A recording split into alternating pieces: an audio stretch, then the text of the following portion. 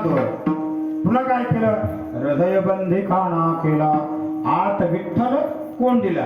तुकाराम महाराज काय म्हणतात, कोंडून कोंडून धरीनं जीव म्हणतात. आता ह्या जीवाला कोणा लागते का, अवश्य कोणा लागते महाराज. कारण हा जीव महाराज कितीतरी अनंत योनी फिरून आलेला आहे. कोणा जन्मात कीर्तन केलं असेल, कोणा जन्मात काय घेतला की नाही, कोणा जन्मात काय काय केलंय कोणाला माहिती आहे महाराज. आता माणसं म्हणतात काय हो सांगा म्हणजे एवढा सुखाचा संसार, वारकरी पंढरपूरला गेला कायचं पाय म्हणलं. आता काय सांगा, तिकडे गेला लागते का, नुकतं काहीतरी दोष देतात. नक्कल चूक झाली बघा, आमच्या घरी धार्जनच नाही म्हणतात. तर कुठं कोण्या शास्त्रात आहे, देव जाणे मला काय घटलंच नाही, शास्त्रात नाही काय नाही, उगं धार्जन नाही म्हणतात, झालं बस. पण निराकरण शंकेचं करा बाबा. भगवान परमात्म्याने तुम्हाला आम्हाला हा नरदेह दिलाय. नरदेह कोणाला दिलाय का, उगीच उगं मिळालाय का, सोपं नाही महाराज. किती वेळा जन्मा यावे, किती व्हावे फजित, किती जन्माला घेतला आपण, एक एक योनी कोटी कोटी फेरा, मग लागे वारा मानवाचा. इतकं कोटी कोट्याधीश फिरून फिरून जन्माला आलोत माणसाच्या. आणि माणसाच्या जन्माला आल्यानंतर कमीत कमी मानवासारखं वागावं, भक्ती करावी, चिंतन करावं, सद्वर्तन ठेवावं, राष्ट्रसेवा करावी, कुठेतरी आपण समाज कार्याचं समाजाला लाभेल असं काम करावं. गाडगे बाबा काय साधे होते का, गाडगे बाबांनी ईश्वराचा अवतार, पण गल्लो गल्ली जाऊन रस्ते झाडून टाकायचे. आणि झाल्यानंतर त्याने सुंदर भजन म्हणायचं, कशाला काशीला जातो रे बाबा, कशाला पंढरी जातो, कोंबडी बकरी कशाला खातो रे बाबा, कशाला काशीला जातो. कशाला म्हणायचे साधं भजन तो आमच्या गाडगेबाबा करतो. कशाला वाढला करता, माय बापाला त्रास करता, मायला जेवायला वाढत नाही, बापाला जेव वाढत नाही, आणि पंढरीची वारी करता, काही फायदा नाही महाराज. आयुष्य माते होऊ देऊ नका.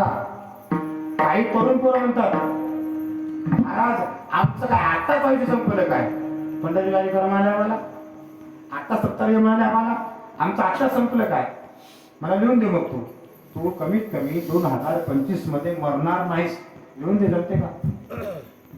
एक क्षणाचा भरोसा नाही महाराज. सकाळी गेलेला मुलगा नांदेला संध्याकाळी परत घरी येईल हे सुद्धा आयुष्य आमच्या हातात नाही.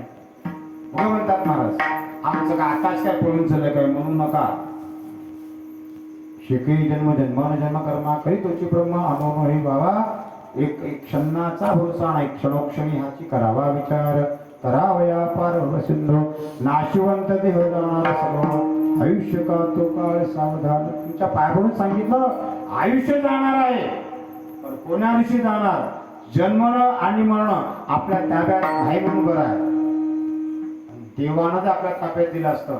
बघ देवा तुला सांगायला 2032 पर्यंत माझं टार्गेट आहे, हा म्हणलं असता की नाही माणूस.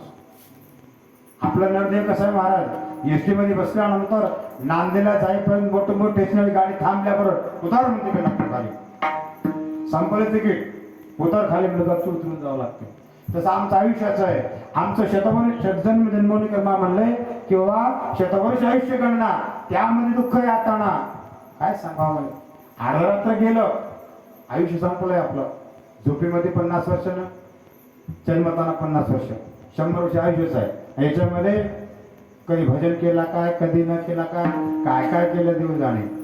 पण आहे त्या काळात तरी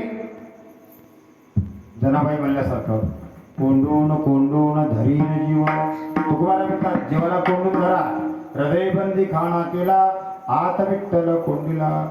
पुन्हा काय केलं, शब्दे केली जाणा जोडी, विठ्ठला पायी घातली बेडी.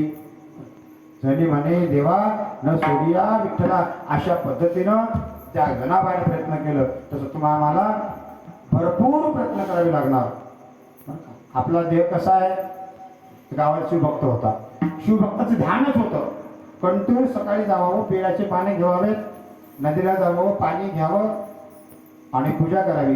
त्याच्या अगोदर एक मोठा राजा गावचा, त्याने यायचं रत्न अलंकार शिरी माणिक मोती त्या पिंडीला अन्न नैवेद्य अन्न पूजा करायचं.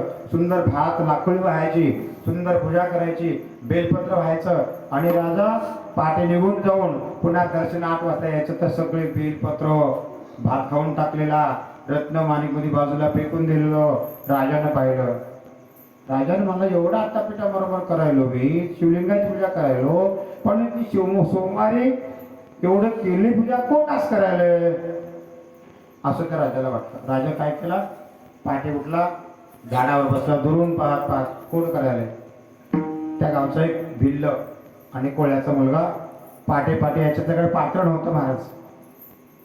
काय करायचं, तांब्या नव्हतं तांब्याचा, नदीतलं चलम्याचं पाणी घ्यायचं, ओंजळभर तोंडात धरायचं, आल्यानंतर ते महादेवाला आवडायचं आणि आल्यानं करायचं आणि बाजूला चक भातवर सवय बाजूला काढून टाकून द्यायचं आणि महादेवाच्या शिवलिंगावर चूळ भरायची. पाणी टाकल्याबरोबर महादेव आनंद वाटायचा.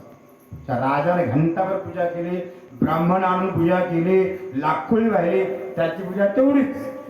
आणि या भिल्लानं तोंडात भरून आणलेलं पाणी भग करून टाकायचं, बाजूला सारायचं, 4-5 बिलं व्हायचे आणि मग शिवलिंगाला प्रार्थना करायचं. म्हणले देवा चुकले जन्माची बंधन, पुनरागमन येते, एक बिल्वदळ चंदन अक्षदा, पूजन तत्वता बहुसोपे, एका जनार्दनी पूजिता साचार, इच्छिले हरिहर पूर्ण करीती.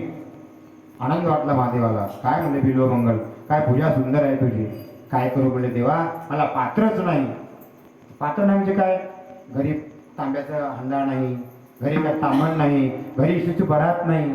महादेवानं म्हणलं अरे बाबा पात्राची गरज नाही रे, पात्रता पाहिजे. काय तुझी पात्रता आहे, अंतःकरणपूर्वक पाणी आणतं गंगेचं आणि ती भावना पाहण्यासाठी शिवलिंगाने बरोबर प्रार्थना केलं. पडत्या पाण्यामध्ये राजा बी आला आणि हा भिल्ल बी आला. आल्यानंतर राजा माझ्या पूजेचा कोण नाश केले म्हणून त्या मंदिरामध्ये आला आणि हा कोळ्याचा मुलगा आला. आल्यानंतर कडकडकड